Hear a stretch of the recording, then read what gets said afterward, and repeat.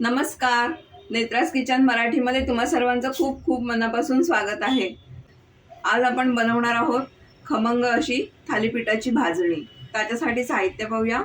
इथे मी अर्धा किलो तांदूळ घेतलेत. हे जाडे तांदूळ घेतलेत, रेशनवर मिळतात तसे. तुम्हाला रेशनवरचे मिळत असतील तर ते घेतलात तरी चालेल. अर्धा किलो ज्वारी घेतली आहे, 100 ग्रॅम चणाची डाळ, 100 ग्रॅम गहू, 100 ग्रॅम मुगाची डाळ, 100 ग्रॅम उडदाची डाळ. इथे 2 टेबलस्पून धणे आहेत, 1 टेबलस्पून जिरे, एक छोटा चमचा काळमिऱ्या, म्हणजे 30 एक काळमिऱ्या आहेत, 10 एक लवंगा आणि एक छोटा दालचिनीचा तुकडा. आता हे एक एक जिन्नस आपण भाजून घेऊया. पसरट अशी कढई गरम व्हायला ठेवली आहे. गरम झाली आहे ती. आता त्याच्यामध्ये आधी तांदूळ भाजून घेऊया. हे तांदूळ मी ओल्या कपड्याने छान पुसून घेतलेत, धुतले नाहीयेत. आता पावसामुळे लगेच सुकत पण नाहीयेत. ओल्या कपड्याने छान पुसून घेतलेत. गॅस मी मध्यम ठेवते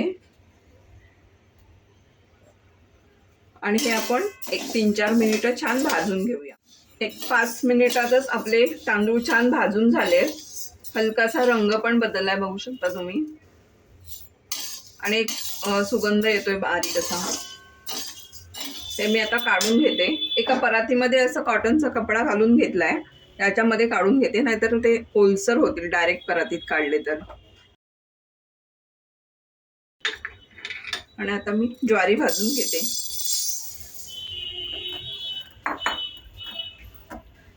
ज्वारी पण आपल्याला 4-5 मिनिटच भाजून घ्यायची आहे. लो टू मिडियम फ्लेमवरच आपल्याला भाजायचे सगळं धान्य. गॅस कुठेही मोठा करायचा नाहीये, कारण त्याने फक्त होरपळून निघेल, भाजणार नाही. 6 ते 7 मिनिटात आपली ज्वारी सुद्धा छान भाजली गेली आहे. रंग सुद्धा बदललाय, छोटेसे बारीक बारीक डाग पडले त्याच्यावर. मस्त खमंग सुवास येतोय. काढून घेते. आता याच्यामध्ये आपण हरभऱ्याची डाळ घालून घेऊया, भाजून घेऊया.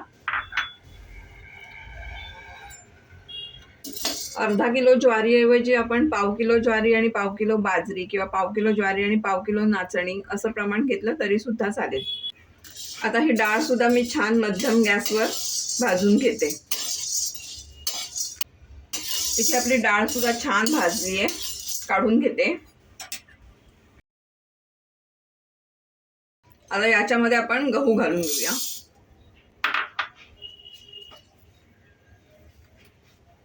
गहू पण छान 2-3 मिनिटं भाजून घेऊयात आपण. इथे आपले गहू सुद्धा छान भाजून झाले. आता मी उडदाची डाळ भाजून घेते. हे सगळी धान्य मी एका कपड्याने अशी पुसून घेतलेत. धुवून घेण्याची आवश्यकता नाही, पण कसली पावडर वगैरे असेल म्हणून मी सगळे पुसून घेतलेत. हे सुद्धा एक 2-3 मिनिटं छान भाजून घेऊया. इथे 3 ते 4 मिनिटात आपली उडदाची डाळ पण भाजून तयार आहे. काढून घेते. आता आपण मुगाची डाळ भाजून घेऊया. मुगाची डाळ मी काढून घेतली आहे. आणि आता धणे आणि जिरे आपण एकत्रच भाजून घेऊया. अगदी 2च मिनिटात भाजून होईल. इथे आपले धणे आणि जिरं पण छान भाजून झालंय. काढून घेऊया. मसाले घालते. 1-2 मिनिटं फक्त भाजून घेते. हे पण झाले भाजून. गॅस बंद करते. काढून घेते. इथे मी भाजणी छान दळून आणली आहे चक्कीमधून. एकदम बारीक नाही करायचे, साधारण अशी सरसरीतच ठेवायचे. त्या भाजणीपैकी 1.5 कप पीठ मी इथे घेतलंय थालीपीठ करण्यासाठी. आता बाकीचं साहित्य पाहूया थालीपीठ करायला. एक कांदा बारीक चिरून घेतलाय, कोथिंबीर, तेल, चवीपुरतं मीठ, हिंग आणि हळद. आणि इथे एक वाटण करून घेऊया. 2-3 इथे हिरव्या मिरच्या घेतल्यात, एक 4 ते 5 लसूण पाकळ्या, 1 टेबलस्पून धणे, अर्धा टेबलस्पून जिरे. हे वाटण आधी मी करून घेते. ते हे आपलं वाटण तयार आहे. ते मी एका परातीमध्ये काढून घेते. त्याच्यामध्येच घालायचा कांदा, कोथिंबीर, हळद, हिंग, चवीपुरतं मीठ घालते. आता मी हे छान मिक्स करून घेते. कांद्याला आणि कोथिंबीरीला सुद्धा छान असं पाणी सुटलंय. आधीच पाणी घालत नाहीये मी. तुम्हाला याच्यामध्ये ओवा, तीळ घालायचे असतील तर घालू शकता. आता याच्यामध्ये आपण घालणार आहोत पीठ. हे याच्यामध्ये छान असं मळून घेते कांद्यामध्येच, आणि मग लागेल तसं पाणी घालणार आहे. भाजणीचा खूप छान सुगंध सुटलाय. हे मिक्सरचं भांडं धुवून घेतलेलंच पाणी आहे, घालते मी. इथे आपलं हे थालीपीठाचं पीठ मळून तयार आहे. हे काय भिजत ठेवण्याची आवश्यकता नाहीये आणि चपातीच्या पिठापेक्षा थोडंसं सैल असंच मळून घेतलंय. लगेच आपण थालीपीठ करायला सुरुवात करू. मी पोळपाटावर एक रुमाल स्वच्छ असा धुवून घेतलाय, म्हणजे स्वच्छ पाण्याने पिळून घेतलाय, आणि तवा सुद्धा गरम व्हायला ठेवलाय. आता आपण थालीपीठ थापायला घेऊया. थालीपीठ थापायच्या आधी थोडंसं पाणी घेऊन असं रुमाल परत ओला करायचा आणि मग एक छोटासा गोळा घ्यायचा. इथे मी एवढा गोळा घेतलाय पिठाचा.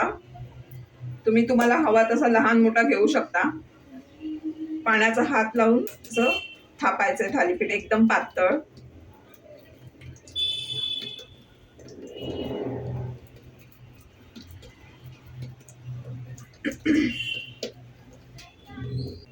छान पातळ असं सगळीकडून सारखं असं थालीपीठ थापून झालंय.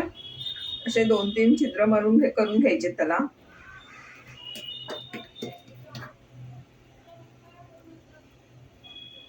तव्यावर थोडं तेल घालते.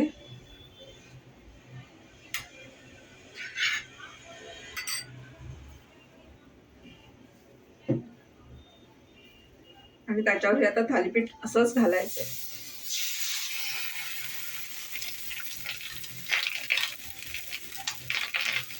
गॅस मध्यम करूया.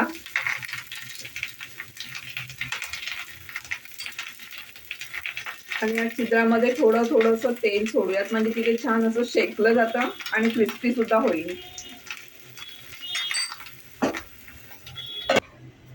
1 मिनिट झालंय, झाकण काढूया.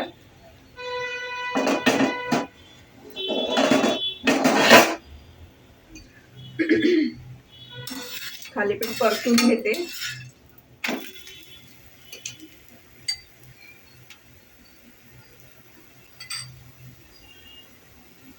ही दुसरी बाजू शेकेपर्यंत मी दुसरं थालीपीठ थापून घेते. दोन्ही बाजूने आपलं थालीपीठ छान शेकलं गेलंय. मी आता ते काढून घेतलंय. आता मी दुसरं घालते. तर अशा प्रकारे खमंग खुसखुशीत असे थालीपीठं तयार आहेत. कुठे याला थालीपीठ म्हणतात तर कुठे धपाटे. तर काही म्हटलं तरीसुद्धा या पावसाळ्यात ही रेसिपी झालीच पाहिजे, नाही का? आजची रेसिपी आवडली असेल तर व्हिडिओला लाईक करा, शेअर करा. नेत्रास किचन मराठी या चॅनलला सबस्क्राईब करा आणि बाजूचं बेल आयकन प्रेस करायला विसरू नका. चांगलं खा, निरोगी रहा. धन्यवाद.